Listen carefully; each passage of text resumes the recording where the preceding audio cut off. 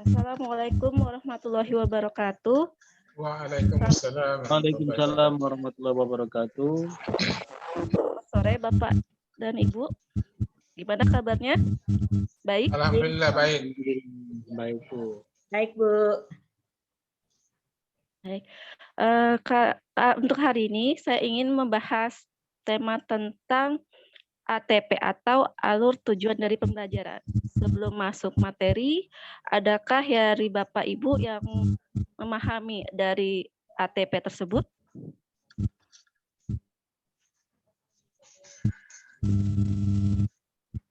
Mungkin susunan pembelajaran, Bu, ya? Susunan dari pembelajaran. Ya, bisa. Ada yang lain ingin menambahkan?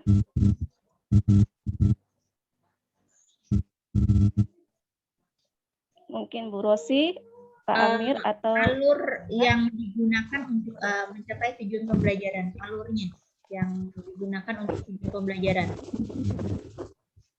ya.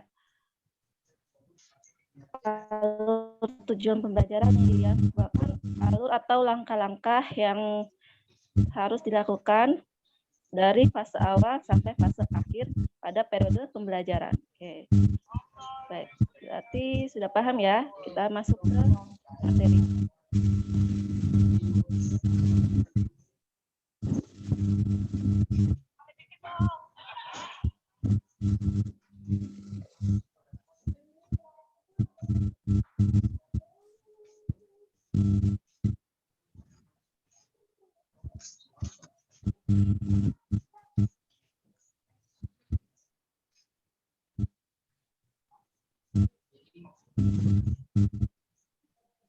Alur tujuan pembelajaran.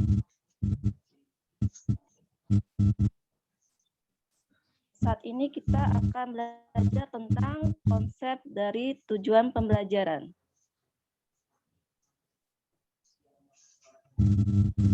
Konsep dari tujuan pembelajaran yaitu merupakan deskripsi pencapaian 3 aspek kompetensi, yaitu pengetahuan, keterampilan, dan sikap yang diperoleh siswa dalam satu atau lebih kegiatan pembelajaran, disusun secara kronologis berdasarkan urutan pembelajaran dari waktu ke waktu yang menjadi prasyarat menuju pencapaian pembelajaran. Rumusan tujuan pembelajaran tidak hanya mencakup tahapan kognitif, dalam hal ini mengingat, memahami, mengaplikasi, menganalisis, mengevaluasi, dan mencipta. Dan dimensi pengetahuan yang bersifat faktual, konseptual, prosedural, metakognitif, tapi juga mengikutsertakan pada capaian seperti kecakapan hidup, yaitu kritis, kreatif, komunikatif, dan kolaboratif, serta profil pelajar Pancasila, diantaranya beriman, mereka global, bergotong royong, kreatif, bernalar kritis, dan mandiri. Konsep dari tujuan pembelajaran. Secara operasional, komponen tujuan pembelajaran dapat memuat 3 aspek. Di antaranya yang pertama, kompetensi. Kompetensi adalah kemampuan yang dapat didemonstrasikan oleh siswa atau diaktualisasikan dalam bentuk produk atau kinerja. Sifatnya abstrak dan konkret, yang menunjukkan siswa telah berhasil mencapai tujuan pelajaran. Nah, contohnya, peserta didik dapat menyajikan solusi untuk menangani perubahan kondisi alam di permukaan bumi akibat faktor manusia, yang merupakan kompetensi atau kemampuan ini ditunjukkan dari kata menyajikan.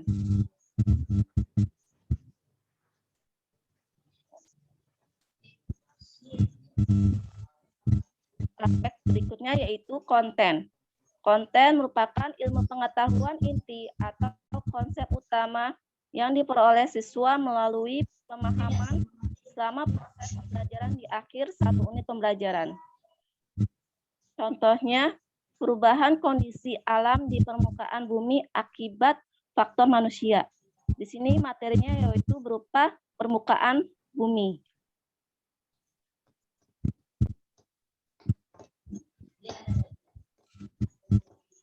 Aspek yang terakhir yaitu variasi. Apa itu variasi? Variasi merupakan sebuah keterampilan berpikir apa saja yang perlu dikuasai siswa untuk dapat mencapai tujuan pembelajaran, penggunaan keterampilan, berpikir kreatif, kritis, dan tingkat tinggi. Atau bisa juga dengan HOTS, seperti mengevaluasi, menganalisis, memprediksi, menciptakan, dan sebagainya. Contoh soalnya, menganalisa hubungan antara kegiatan manusia dengan perubahan alam di permukaan bumi dan menarik kesimpulan penyebab-penyebab utamanya. Di mana untuk bisa menganalisa hubungan dan menarik kesimpulan, peserta perlu mengetahui, memahami, mengaplikasi materi tersebut. Dari contoh tersebut, kita bisa tarik ya. Untuk variasi bisa berupa menganalisa, kata menganalisa, dan menarik kesimpulan, karena ini merupakan proses berpikir. Jadi variasi itu cenderung pada proses berpikir dari peserta didik tersebut.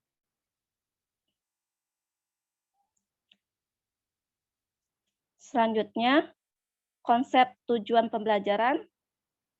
Contohnya, tujuan pembelajaran dengan memuat 3 aspek yang telah dijelaskan. Pertama, menjelaskan hukum Newton dengan menggunakan kata-kata sendiri dan menceritakan fenomena dalam keseharian yang menggambarkan hukum Newton. Dari kalimat tersebut bisa diuraikan. Menjelaskan itu merujuk pada kompetensi atau kemampuan dari siswa. Hukum Newton itu merupakan materi atau konten yang dipelajari. Menggunakan kata-kata sendiri itu merupakan contoh dari aspek variasi karena merupakan proses berpikir dari peserta didik. Menceritakan itu juga termasuk ke dalam kompetensi. Untuk yang contoh kedua, merancang solusi untuk menyelesaikan permasalahan dalam bidang konservasi energi dalam skala rumah tangga. Dari kalimat ini bisa kita jabarkan untuk kompetensi, contohnya seperti merancang, ya, dan menyelesaikan permasalahan. Kompetensi itu hanya kemampuan biasa, sedangkan solusi itu merupakan variasi, artinya proses berpikir tingkat tinggi dari peserta didik tersebut. Yang terakhir adalah konten, ditunjukkan oleh kata konservasi energi dalam skala.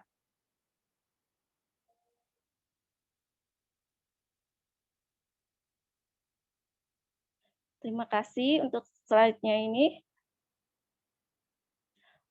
Untuk ATP, adakah yang ingin ditanyakan?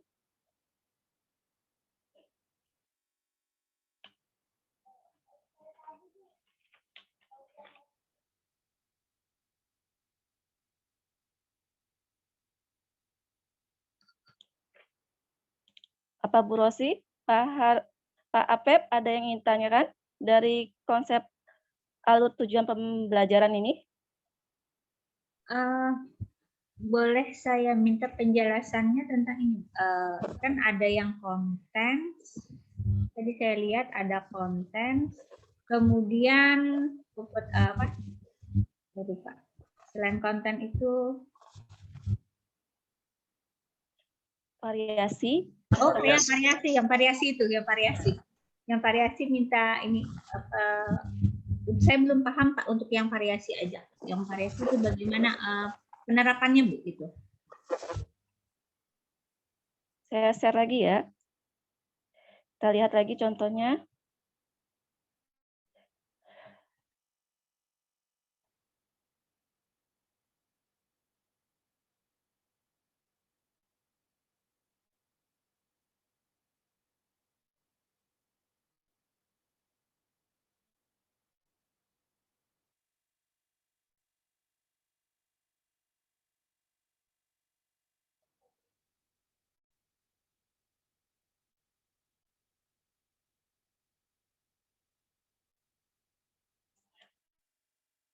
Variasi contohnya pada kalimat ini.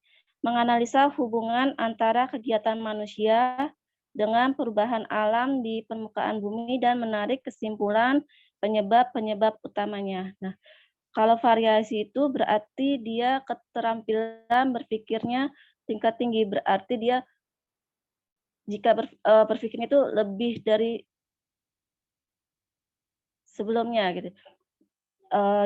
Jadi ibaratnya 2 langkah gitu. Contohnya seperti ini. Dari kata-kata variasi bisa berupa menganalisis, mengevaluasi. Jadi tidak hanya